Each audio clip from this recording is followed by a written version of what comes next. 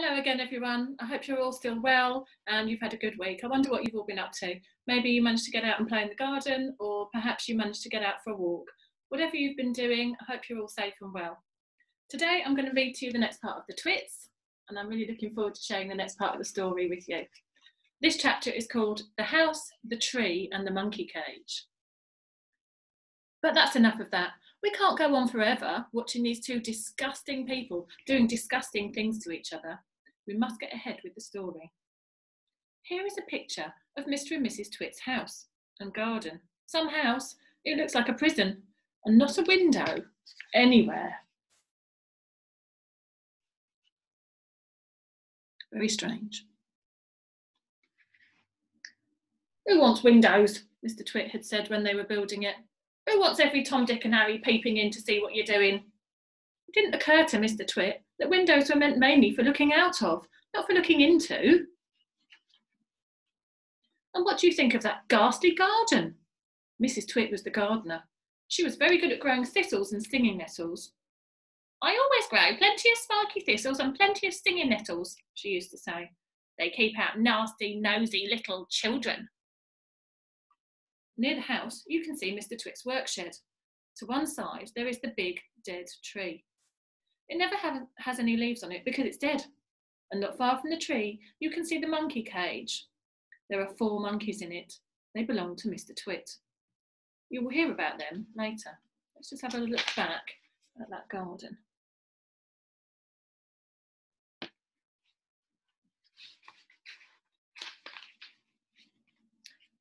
Hug tight sticky glue. Once a week on Wednesdays, the Twits had bird pie for supper. Mr. Twit caught the birds and Mrs. Twit cooked them. Mr. Twit was good at catching birds. On the day before bird pie day, he would put the ladder up against the big dead tree and climb into the branches with a bucket of glue and a paintbrush. The glue he used was something called Hug Tight, and it was stickier than any other glue in the world. He would paint it along the tops of all the branches and then go away. As the sun went down, the birds would fly in from all around to roost for the night in the big dead tree. They didn't know, the poor things, that the branches were all smeared with horrible Hug Tight. The moment they landed on a branch, their feet stuck, and that was that. The next morning, which was bird pie day, Mr. Twit would climb up the ladder again and grab all the wretched birds that were stuck to the tree. It didn't matter what kind they were. Song thrushes, blackbirds, sparrows, crows, little jenny wrens, robins, anything. They all went into the pot for Wednesday's bird pie supper. Oh dear. And there you can see their little legs sticking out of the pie. 4 sticky little boys. On one Tuesday evening, after Mr. Twit had been up the ladder and smeared the tree with Hug Tight, 4 little boys crept into the garden to look at the monkeys. They didn't care about the thistles and stinging nettles, not when there were monkeys to look at. After a while, they got tired of looking at the monkeys, so they explored further into the garden and found the ladder leaning against the big dead tree. They decided to climb up that just for fun. There's nothing wrong with that. The next morning, when Mr. Twit went out to collect the birds, what do you think he found? 4 miserable little boys sitting in a tree, stuck as tight as could be by the seat of their pants. There were no birds because the boys had scared them away. Mr. Twit was furious. As there are no birds for my pie tonight, he shouted, then it'll have to be boys instead. He started to climb the ladder. Boy pie might be better than bird pie, he went on, grinning horribly. More meat and not so many little bones. The boys were terrified. He's going to boil us, cried one of them. He'll stew us alive, wailed the second one. He'll cook us with carrots, cried the third.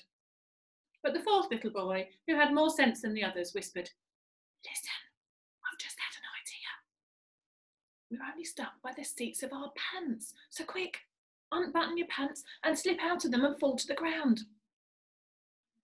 Mr. Twit had reached the top of the ladder and was just about to make a grab for the nearest boy when they all suddenly tumbled out of the tree and ran for home with their naked bottoms out, winking at the sun. Oh dear.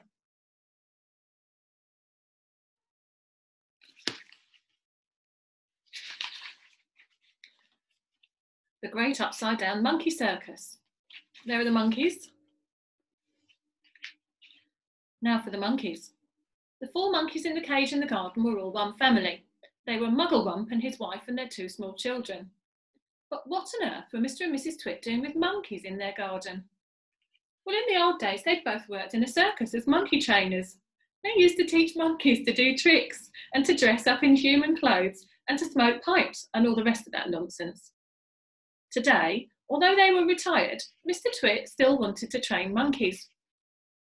It was his dream that one day he would own the first great upside-down monkey circus in the world. That meant the monkeys had to do everything upside down. They had to dance upside down on their hands with their feet in the air. They had to play football upside down. They had to balance one on top of the other upside down, with Mugglewump at the bottom and the smallest baby monkey at the very top. They even had to eat and drink upside down, and that is not an easy thing to do because the food and water has to go up your throat instead of down. In fact, it's almost impossible, but the monkeys simply had to do it, otherwise they got nothing. All this sounds pretty silly to you and me. It sounded pretty silly to the monkeys too. They absolutely hated having to do this upside down nonsense day after day. It made them giddy standing on their heads for hours on end. Sometimes the 2 small monkey children would faint with so much blood going to their heads. But Mr Twit didn't care about that. He kept them practicing for 6 hours every day. And if they didn't do as they were told, Mrs Twit would soon come running with her beastly stick. Right, I'm going to leave it there for today. Next instalment coming soon. Take care, bye.